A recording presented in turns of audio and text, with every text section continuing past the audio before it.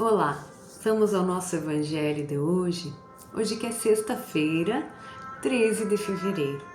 Vamos começar com uma prece, fechando os nossos olhos, elevando o nosso pensamento a Deus, o nosso Pai, elevando também o nosso pensamento a Jesus, o nosso irmão mais velho, o nosso modelo, o nosso guia, e a espiritualidade amiga, ao nosso anjo guardião, os espíritos protetores. E vamos agradecer ao Pai pela vida, por essa vida imortal, por esta existência, esta reencarnação e esta oportunidade que tivemos hoje mais uma vez de abrir os olhos. Este presente que é viver o momento presente. Pedimos a orientação do nosso mestre amigo e o amparo da espiritualidade, com a inspiração de bons pensamentos, de boas ações, para este final de semana que se inicia, neste carnaval que se inicia, esta festa popular, que os bons amigos possam nos amparar, nos cuidar, que não nos excedamos nas manifestações, que não queiramos ir além das manifestações culturais, com excessos, que irão só nos prejudicar, a nós e à ordem social, ao bem comum, especialmente. Fiquem conosco, espíritos amigos, para que possamos ser comedidos, justos e alegres, que possamos nos divertir dentro do que é correto, dentro do que é certo diante aos olhos do Pai. Permaneçam conosco, espíritos amigos, hoje e para todo sempre. Que assim seja. Bom, vamos então ao nosso Evangelho, segundo o Espiritismo. Aqui está. Vamos a uma pequena reflexão, um pequeno estudo para hoje. Vamos ver o que nos vem. Vamos lá.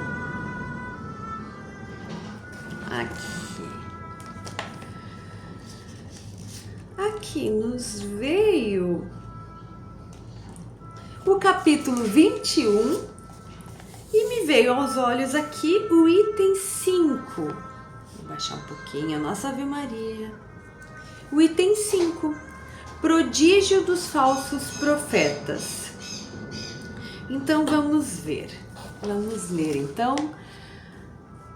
Capítulo 21, haverá falsos cristos e falsos profetas, e o item é o 5, prodígio dos falsos profetas. Jesus advertiu: surgirão falsos cristos e falsos profetas, que farão grandes prodígios e coisas surpreendentes, a ponto de enganar, se fosse possível, até mesmo os escolhidos. Esta advertência alerta para o verdadeiro sentido da palavra prodígio. Vamos sublinhar aqui. No estudo dos textos sagrados, os prodígios e os milagres são fenômenos excepcionais, que se situam fora das leis da natureza. Sendo obra exclusiva do Criador, essas leis somente por Ele podem ser alteradas, se assim Ele o quiser. O simples bom senso nos diz que Deus não daria a seres malvados e inferiores um poder igual ao seu. E, menos ainda, o direito de desfazerem as suas leis. Sim, né? Cristo não pode ter aprovado tal princípio. Pelas palavras de Jesus, o espírito do mal teria o poder de fazer prodígios, pelos quais até mesmo os escolhidos seriam enganados? Disso resulta que, se o espírito do mal pode fazer o que Deus faz, os prodígios e os milagres não são obras exclusivas dos enviados de Deus. Assim, esses fenômenos nada provam, pois nada distingue os milagres que são feitos pelos santos dos milagres que são feitos pelos demônios. Portanto, é preciso procurar um sentido mais lógico para as advertências de Jesus. Vamos continuar. Até aqui deu para entendermos, né? Que o Evangelho vem explicando, o que é o prodígio e o que são os falsos profetas. O Evangelho nos explica até aqui que Jesus falou que haverão os falsos cristos e que eles farão coisas que poderão enganar até os escolhidos. Então, quer dizer que esses prodígios, esses falsos cristos que estão ali compadecidos no mal, poderão fazer coisas parecidas com os bons espíritos. Mas vamos ver o que o Evangelho continua a nos explicar. Aos olhos do povo menos esclarecido, todo fenômeno cuja causa é desconhecida passa a ser sobrenatural, maravilhoso e miraculoso. Uma vez conhecida a causa, o fenômeno, por mais extraordinário que pareça, nada mais é do que a aplicação de uma lei da natureza. Assim, os fatos sobrenaturais vão diminuindo à medida que o conhecimento das leis científicas se ampliam. Em todas as épocas, os homens exploraram certos conhecimentos que os habilitariam a executar uma suposta missão divina, a usufruir de um poder supostamente sobre-humano. Faziam isso por ambição ou pelo desejo da dominação. Esses são os falsos cristos e os falsos profetas. A propagação dos conhecimentos acaba por desacreditá-los. Eis porque o seu número diminui à medida que os homens se esclarecem. O fato de realizarem o que algumas pessoas consideram prodígios não é sinal de missão divina, visto que pode ser o resultado de conhecimentos que qualquer um pode adquirir, ou de faculdades orgânicas especiais, que podem acompanhar tanto o mais digno quanto o mais indigno.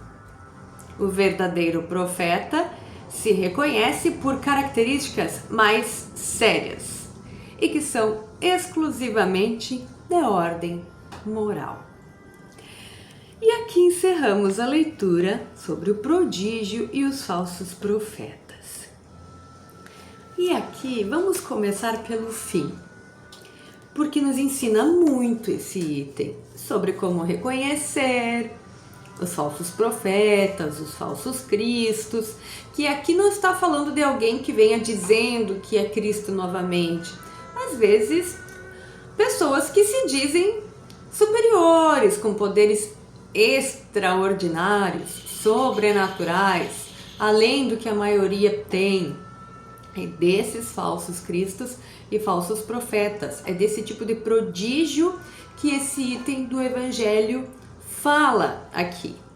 Então, vamos simplificar claro que fica sempre o convite para um estudo mais aprofundado, para uma reflexão. Quem tem tempo de ler, fica pensando, refletindo, complementando, buscando até outras obras, pesquisando na internet, claro, sempre sites sérios, fontes confiáveis.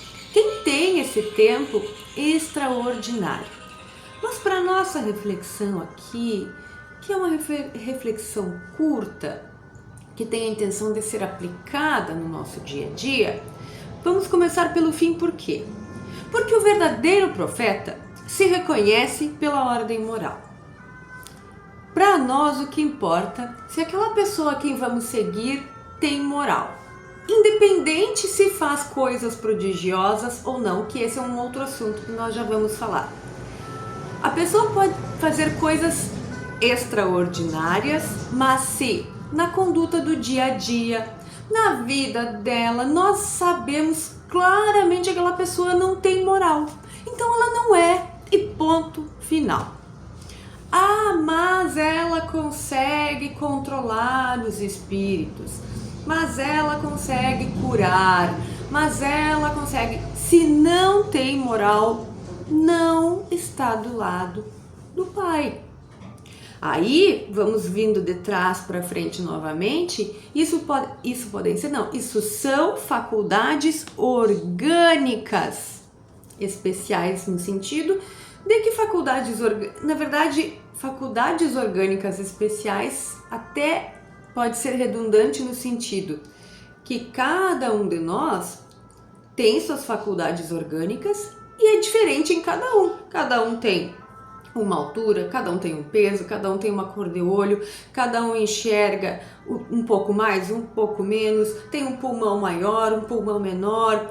Assim tem uma audição mais desenvolvida, uma visão, um tato, um sentido, uma mediunidade mais desenvolvida ou menos desenvolvida. Faculdades orgânicas. Então, às vezes, aquele indivíduo tem sim habilidade, já sabe manipular e tem as faculdades orgânicas trazidas já com o seu corpo físico e desenvolve ou não desenvolve e tem habilidades adquiridas. Nada de extraordinário. Então, a única fonte segura. E aí entra num estudo mais aprofundado de estudarmos os milagres, as questões de mediunidade, efeitos físicos, fenômenos espíritas, mas que nós não vamos fazer aqui, não neste momento. Então, para nós, de tudo isso, o Evangelho vem nos ensinar, especialmente a nossa conduta moral, para nós sabermos se alguém merece a nossa atenção, merece os nossos ouvidinhos. Analise a vida da pessoa. A vida não que a gente vá futricar, perguntar coisas, mas a gente sabe. Analise a conduta moral. Se a pessoa errou no passado, a gente vai poder saber distinguir se ela mudou, está tentando mudar. Muito mais válido até do que alguém que sempre foi certinho a vida toda, uma pessoa que está tentando mudar e se tornar melhor. Ótimo.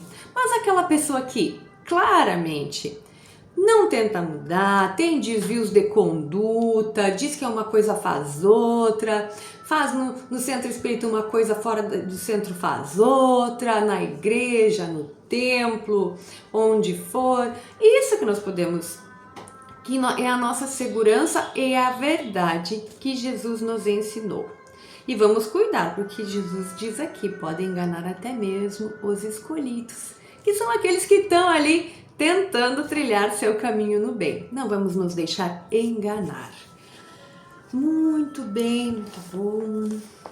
Então, hoje nós vamos começar no Livro dos Espíritos a fazer um estudo sequenciado, porque nós vínhamos abrindo ele assim como o Evangelho aleatoriamente. Mas realmente algumas questões não têm como serem, mesmo que muito superficialmente, olhadas assim aleatoriamente. Então nós vamos passar os olhos pelo Livro dos Espíritos, e sempre fica o convite. para um estudo aprofundado, na sua casa espírita, na internet a FEB oferece estudos do Livro dos Espíritos, aqui no Rio Grande do Sul a FERGS, muitos estudos sérios sobre o Livro dos Espíritos. Aqui nós vamos passar os olhos pelo nosso livro, sem a pretensão de ensinar, só conversarmos sobre ele. E vamos começar pela introdução do Livro dos Espíritos. Aqui, cada versão vai ter a sua constituição. A minha tem um índice, antes disso, tem uma apresentação que é do tradutor, né? Quem traz essa versão aqui, que é o Cláudio Damasceno. E aí tem uma frase de Allan Kardec, e aí já vamos para a introdução. Essa introdução do Livro dos Espíritos tem 17 itens, ou 17 partes, que tem a intenção de quê? Introduzir. Por isso que diz Introdução ao Estudo da Doutrina Espírita. Pronto, e ponto final. E a parte 1, ou item 1, é Espírita e Espiritismo. Vamos simplificar. Espírita e Espiritismo foram nomes que Kardec deu para a pessoa que estuda o Espiritismo. Espírita. Espiritismo, a doutrina que acredita na relação do mundo material com o mundo espiritual, com outro plano, acredita nesta relação, acredita nas reencarnações sucessivas, tá? E faz esse estudo, espiritismo, doutrina que faz este estudo. O que nós precisamos levar aqui, deste conhecimento? Espiritualista é todo aquele que acredita existir algo além do corpo físico. Se eu acredito que existe algo além do corpo físico, eu sou espiritualista. E, portanto, todas as religiões são espiritualistas, senão não seriam religiões, certo? Espírita é quem estuda o espiritismo. Espiritismo, sim, Allan Kardec codificou a doutrina espírita, tudo isso que nós estudamos aqui. Portanto, todo espírita é espiritualista, mas nem todo espiritualista é espírita. Então, quando a pessoa falar eu sou espírita, é quem vai no centro espírita, quem estuda a codificação do Allan Kardec, tá?